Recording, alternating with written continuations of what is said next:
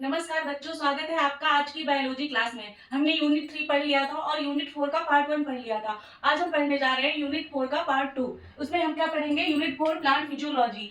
Plant physiology का मतलब क्या होता है? पादप क्रिया विज्ञान। उसमें हम पढ़ेंगे प्लांट वाटर रिलेशन, पौधों में और जल में संबंध क्या होता है, और पढ़ेंगे अंतः शोषण, डिफ्यूजन यानी विसरण विसरण पढ़ेंगे कि उसमें विसरण कैसे होता है, और परासरण पढ़ेंगे, परासरण कैसे होता है पौधों में। आज इतने टॉपिक हम क्लियर करेंगे।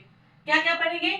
प्लांट और वाटर में रिलेशन क्या होता है, प्लांट और वाटर में संबंध क्या होता है, और क्या पढ़ेंगे अंतः शोषण, उनका अंतः शोषण कैसे होता है, उनका विसरण कैसे होता है, और उनका परासरण कैसे होता है। तो चलिए समझते हैं आसान भाषा में, हिंदी में। कुछ लोगों को इंग्लिश पढ़ने में कठिनाई होती है, इंग्लिश में वर्डों को समझ नहीं पाते, इसलिए हम हिंदी लैंग्वेज में आसान भाषा में यूनिट 4 को समझने की पूरी कोशिश करेंगे। तो चलिए शुरू करते हैं।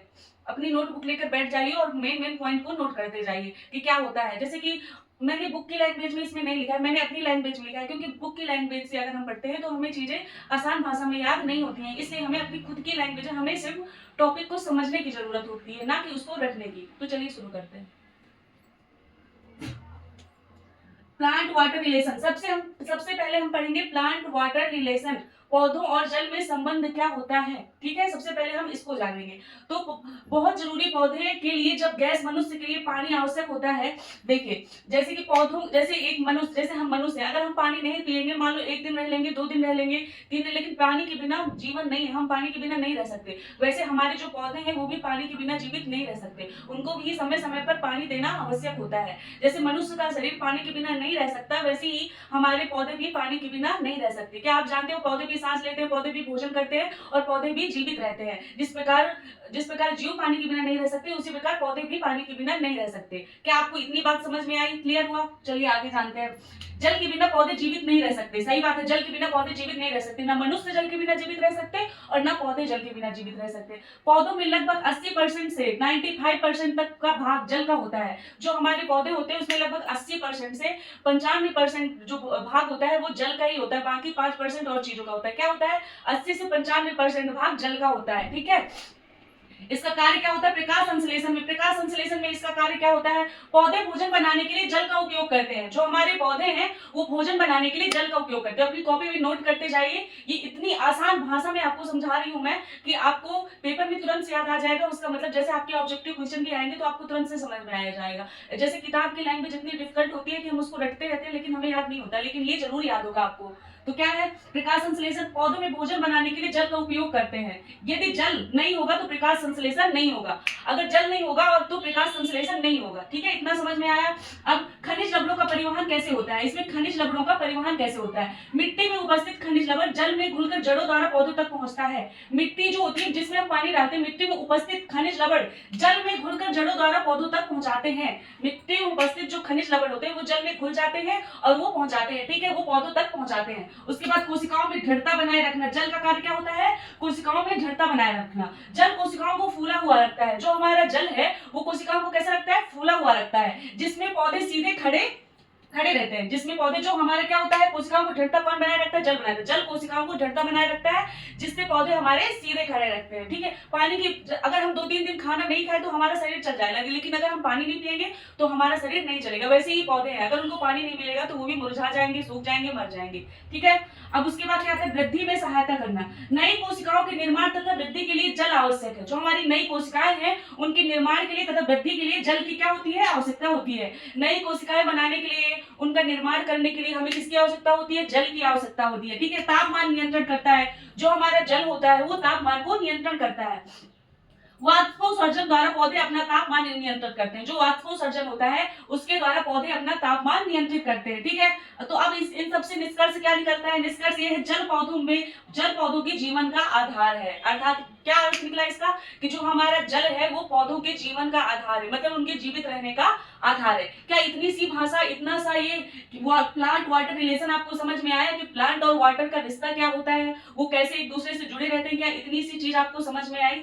तो चलिए एक बार और आप देख लो और अपनी कॉपी में इनको नोट कर लो, इंपॉर्टेंट टॉपिक नोट कर लो, ठीक है। पौधे जरूरी, पौधों के लिए जल गैस मनुष्य के लिए आवश्यक होता है, उसी प्रकार पानी, जैसे जल मनुष्य के लिए आवश्यक होता है उसी प्रकार पानी पौधों के लिए आवश्यक होता है। दूसरा क्या, पौधों में लगभग 80% से 95% भाग जल का होता है, ठीक है। इसका कार्य क्या होता है, प्रकाश संश्लेषण में ये क्या कार्य करता है, पौधों में भोजन बनाने के लिए जल का उपयोग करते हैं, पौधों में भोजन बनाने के लिए जल का उपयोग करते हैं। यदि जल नहीं होगा तो भोजन नहीं बनेगा, प्रकाश संश्लेषण नहीं होगा, क्लोरोफिल के कारण जो पत्तियां हरी होती हैं वो पत्तियां हरी नहीं होंगी, ठीक है। इतना समझ में आया। उसके बाद खनिज लवणों का परिवहन कैसे होता है, खनिज लवणों के परिवहन में जल का क्या कार्य होता है ये समझो। मिट्टी में उपस्थित खनिज लवण जल में घुलकर जड़ों तक, पौधे तक पहुंचाते हैं। मिट्टी में उपस्थित खनिज लवण जल में घुल जाते हैं और वो पौधे तक पहुंचाते हैं खनिज लवण को, ठीक है। इतना समझ में आया। कोशिकाओं को दृढ़ता बनाए रखने का कार्य भी जल करता है। जल कोशिकाओं को फूला हुआ रखता है जिसमें पौधे सीधे खड़े रहते हैं। जल हमारा कोशिकाओं को फूला हुआ रखता है जिससे पौधे हमारे सीधे खड़े रखते हैं, ठीक है। वृद्धि में सहायता, नई कोशिकाओं के निर्माण तथा वृद्धि में भी जल सहायता करता है, ठीक है। तापमान नियंत्रित करना, वाष्पोत्सर्जन द्वारा पौधे अपना तापमान नियंत्रित करते हैं, वाष्पोत्सर्जन द्वारा पौधे अपना तापमान भी नियंत्रित करते हैं। इसका निष्कर्ष क्या होता है, जल पौधों के जीवन का आधार है। जैसे मनुष्य के जीने का आधार जल है उसी प्रकार पौधों के जीने का आधार भी जल है। उसके बाद हम पढ़ेंगे अंतःशोषण। अंतःशोषण कैसे होता है, पहला टॉपिक हमारा प्लांट और वाटर रिलेशन कंप्लीट हो गया। अब पढ़ेंगे अंतःशोषण, ठीक है। अंतःशोषण, जब कोई ठोस पदार्थ जल को सोखकर फूल जाता है, जैसे कि कोई हमारा ठोस पदार्थ है, चना हो गया, कुछ भी हो गया, वो जड़ को सोखकर क्या हो जाता है, फूल जाता है। जैसे कोई हमारा ठोस पदार्थ जल को सोखकर फूल जाता है तो इस प्रक्रिया को अंतःशोषण कहते हैं। जैसे कोई पदार्थ जल को सोखकर फूल जाता है तो इस प्रक्रिया को अंतःशोषण कहते हैं। उदाहरण के तौर पर सूखे हुए बीज, जब सूखे हुए बीज में पानी डालते हैं तो वह फूल जाता है। जब कोई सूखा हुआ बीज होता है, कुछ भी हो गया, चने हो गए, मूंग की दाल हो गई, ये सब सूख जाते हैं ना, तो जब हम इनमें पानी डालते हैं तो ये क्या होते हैं, फूल जाते हैं, ठीक है। तो जब कोई ठोस पदार्थ जल को सोखकर फूल जाता है इस प्रक्रिया को अंतःशोषण कहते हैं। जैसे जब सूखे हुए बीज में पानी डालते हैं तो फूल जाते हैं, यही अंतःशोषण है, ठीक है। अब क्या इसकी विशेषता क्या होती है, इसमें झिल्ली की आवश्यकता नहीं होती है। अंतःशोषण में हमें अर्धपारगम्य झिल्ली या पारगम्य झिल्ली की आवश्यकता नहीं होती है, ठीक है। ठोस पदार्थ जल सोखता है, प्रारंभिक अंकुरण में महत्वपूर्ण होता है। जो हमारा ठोस पदार्थ होता है वह जल सोखता है और प्रारंभिक अंकुरण में महत्वपूर्ण होता है। उदाहरण के लिए हमारी कोई लकड़ी हो गई, उसमें हमने पानी डाला वह भी फूल गई, हमने चने में पानी डाला वह भी फूल गया, हमने गेहूं में पानी डाला वह भी फूल गया। तो अंतःशोषण का मतलब क्या होता है, जब हम ठोस पदार्थ में या किसी बीज में पानी डालते हैं जब वह फूल जाता है तो इसी प्रक्रिया को अंतःशोषण कहते हैं, ठीक है। अब उसके बाद पढ़ेंगे विसरण क्या होता है। किसी पदार्थ के अणुओं का अधिक सांद्रता वाले क्षेत्र से, किसी पदार्थ के अणुओं का अधिक सांद्रता वाले क्षेत्र से कम सांद्रता वाले क्षेत्र की ओर स्वतः गति करना विसरण कहलाता है। किसी पदार्थ के अणुओं का अधिक सांद्रता, जहाँ अधिक सांद्रता होती है, अधिक सांद्रता वाले क्षेत्र से कम सांद्रता वाले क्षेत्र से अधिक स्वतः गति करना विसरण कहलाता है। उदाहरण के लिए हो गया इत्र की खुशबू, जैसे कि हम खड़े और हमने अपनी कपड़ों में या परफ्यूम डाला, इत्र डाला, तो उसकी खुशबू हमारे पूरे कमरे में फैल जाएगी, यही विसरण है। जैसे कोई गैसों का फैलना, कोई गैस रख देंगे, मतलब जैसे कि सिलेंडर जैसे हम किचन में जलाते हैं, उसको अगर हमने खोल दिया तो वह पूरे घर में फैल जाएगी, बाद में क्या होता है, विस्फोट हो जाता है। ये तो मैं आपको एग्जांपल के लिए समझा रही हूँ, आप ये मत सोचना कि उसका वो करने के लिए, एक्सपेरिमेंट करने के लिए आप गैस खोल दो और देखने लगो कि कैसे फैल रही है गैस, तो ऐसा आपको नहीं करना है। मैं आपको एग्जाम्पल समझा रही हूँ कि विसरण होता क्या है। किसी पदार्थ के अणुओं का अधिक सांद्रता वाले क्षेत्र से कम सांद्रता वाले क्षेत्र की ओर स्वतः गति करना विसरण कहलाता है। जैसे इत्र की खुशबू हो गई, गैसों का फैलना हो गया। अब हमारे ये बताओ विसरण में CO2 का प्रवेश कैसे होता है। जो हमारा विसरण होता है उसमें CO2 का प्रवेश कैसे होता है और O2 बाहर कैसे निकलता है। तो प्रकाश संश्लेषण के लिए CO2 पत्तियों में प्रवेश करती है। जब प्रकाश संश्लेषण होता है तो हमारी जो CO2 होती है वो कहाँ प्रवेश करती है, वह पत्तियों में प्रवेश करती है। और O2 का बाहर निकलना ऊर्जा की आवश्यकता है, इसमें O2 बाहर निकलता है और विशेषता क्या होती है, इसमें ऊर्जा की आवश्यकता होती है। तो आपने विसरण समझा क्या होता है। कई बार आपको समझाऊंगी कि आपको रट जाए, आपको क्लास लेती ही आपको पूरा ये टॉपिक रट जाए, आपको दोबारा पढ़ने की जरूरत ना पड़े, ठीक है दोस्तों। किसी पदार्थ के अणुओं का अधिक सांद्रता से कम सांद्रता वाले क्षेत्र की ओर स्वतः गति करना विसरण कहलाता है। जैसे इत्र की खुशबू हो गई, गैसों का फैलना हो गया। CO2 का प्रकाश संश्लेषण में प्रवेश कैसे होता है, पत्तियों में प्रवेश करती है CO2। O2 का बाहर निकलना भी विसरण है और ऊर्जा की आवश्यकता होती है, इसमें इसकी विशेषता। उसके बाद हम जानेंगे कि परासरण क्या होता है, ये भी बहुत महत्वपूर्ण है पौधों के लिए, ठीक है। अर्धपारगम्य झिल्ली के माध्यम से जल का कम सांद्रता से, ठीक है, उसमें क्या होता था, अधिक सांद्रता सांद्रता से कम सांद्रता, और इसमें कम सांद्रता से बिलियन से अधिक सांद्रता वाले बिलियन की ओर जाना परासरण कहलाता है। क्या क्या सुना आपने? परासरण क्या होता है? उसमें क्या था? विसरण में क्या था? ये अधिक सांद्रता से कम सांद्रता की ओर जाता था, तो ये क्या कहलाता था? विसरण कहलाता था। लेकिन परासरण में क्या होता है? कम सांद्रता से अधिक सांद्रता की ओर विलयन में गति करना हमारा क्या कहलाता है? परासरण कहलाता है। ठीक है, जहां पानी अधिक होता है वहां पानी कम पानी वाले भाग की ओर जाता है। जहां पानी अधिक होता है तो वहां से पानी कम पानी वाले भाग की ओर जाता है, यही परासरण है। परासरण के लिए अर्धपारगम्य झिल्ली का होना अति आवश्यक होता है।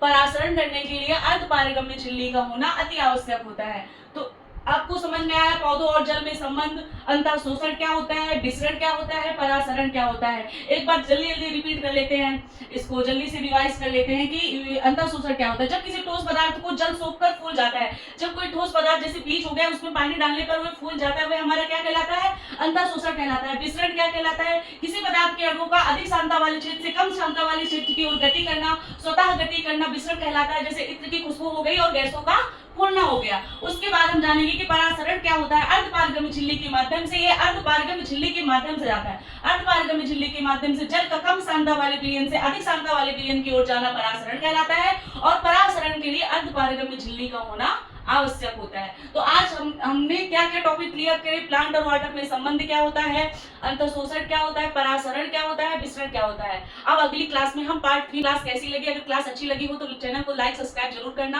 और शेयर जरूर करना। जिन लोगों को इंग्लिश पढ़ने में दिक्कत आती है वो हिंदी मीडियम में आसान भाषा में, ऐसा नहीं कि हम नीट का एग्जाम हिंदी में नहीं दे सकते, हम हिंदी में भी, तो वो लोग जो बच्चे अपने आप को कमजोर नहीं समझे कि हमें इंग्लिश नहीं आती तो हम कुछ कर नहीं सकते। हालांकि इंग्लिश पढ़ना भी बहुत जरूरी है, इंग्लिश का टॉपिक भी, इंग्लिश को धीरे धीरे सीखते जाए ताकि आगे काम आए। लेकिन अभी के एग्जाम के लिए आप हिंदी मीडियम से भी नीट की तैयारी कर सकते हो, तो आपके लिए ये क्लास बहुत यूजफुल होगी। इसलिए आप लोग ये जो मैं आसान भाषा में आपको समझाती हूँ, ये टॉपिक लेकर आती हूँ, अपनी भाषा में लिखती हूँ ताकि आपको आसान भाषा में समझ में आए। तो इस चैनल को शेयर जरूर करिएगा, इस क्लास को शेयर जरूर करिएगा और चैनल को सब्सक्राइब जरूर करिएगा।